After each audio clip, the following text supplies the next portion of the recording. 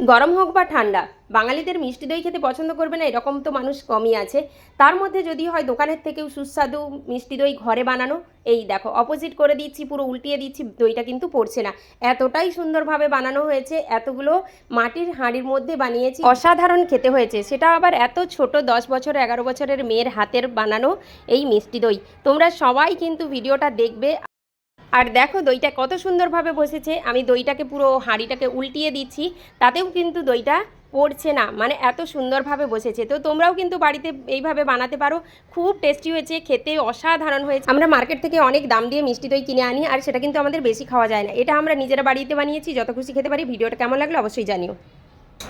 এই বুবলি, এটা কি বানাচ্ছিস? মিষ্টি দই। মিষ্টি দই কি দিলি, কি করলি বল। প্রথমে প্রথমে আমি দুধ নিলাম, তারপর সেটার মধ্যে দিলাম চিনি আর মিল্ক পাউডারের মানে মিক্স। দুধটা বয়েল হচ্ছিল তারপরে? হ্যাঁ। হুম। তারপর এটাকে ভালোভাবে ফুটালাম, আর তারপরে সুগার ক্যারামেল দিলাম। ক্যারামেল দিতে কালারটা খুব সুন্দর এসে গেছে দেখো। এটা আমার বুবলির আইডিয়া ছিল, মামা ভীষণ গরম পড়েছে, চলো আজকে আমরা একটু মিষ্টি দই বানাই। তো নিজেই দুধ আনতে গেছে, দুধ দই নিজেই নিয়ে এসছে, মিষ্টি দই কিনে নিয়ে এসেছি, তাহলে আরও মিষ্টি একটু হয় খেতে। তো নিজেই কিনে এনেছে দুটোই, তারপরে বয়েল করতে দিয়ে দিয়েছে, তার সঙ্গে সঙ্গে যত উপকরণ আছে সেগুলোও কিন্তু ওই নিজেই মিক্স করেছে।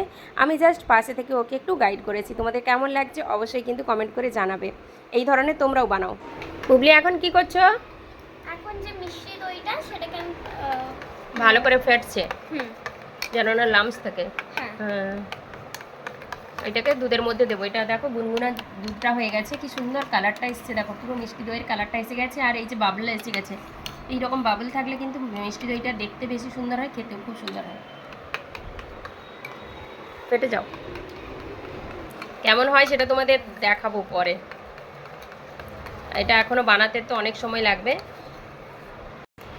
এই দেখো দুধটা, এই দইটাকে খুব সুন্দর করে ফেটানো হচ্ছে, দেখো কেমন ক্রিমি ক্রিমি একটা ভাব এসে গেছে। এইভাবে কিন্তু এই যে এটা একবারে গুনগুনে দুধ হয়ে গেছে, এর মধ্যে এইবার দেবো, দিয়ে দাও, দিয়ে দাও, হয়ে গেছে। দেখো পুরোটা দিয়ে আবার একবার ভালো করে ফেটে নিতে হবে।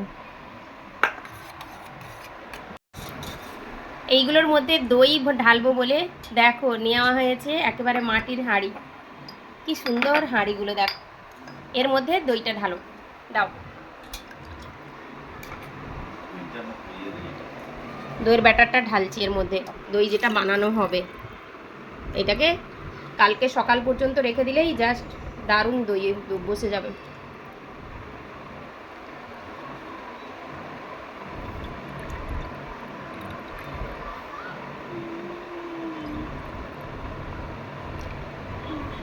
ওয়েট, আটটা ঢেলে দিচ্ছি এর মধ্যে পুরোটা। দইটা যাতে ভালোভাবে বসে আমি এটা মাইক্রোওভেনের ভেতরে ঢুকিয়ে রেখেছি, এখানে কোনো গরম দিইনি, এমনি রেখেছি।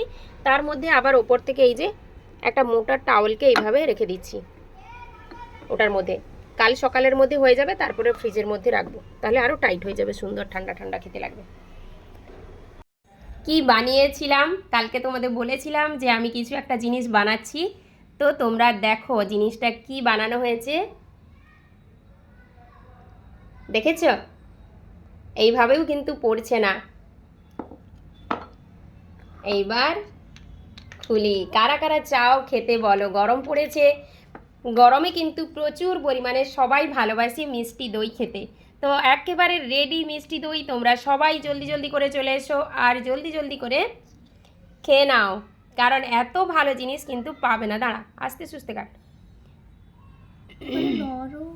নরম তুলতুল করছে দেখো।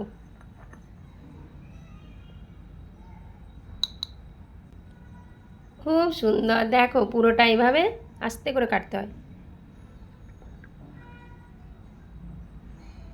ব্যাস রেডি। তোমরা খাবে তো? কালকে আমার বুবলি এটা তৈরি করেছিল, ওই সব কিছু নিয়ে এসেছিল, তো আজকে সেটা রেডি হয়ে গেছে। কিছুক্ষণ এটা বানাতে তো সময় লাগে, তারপরে ফ্রিজে রেখে আজকে খাওয়া হবে। কেমন সুন্দর হয়েছে দেখো।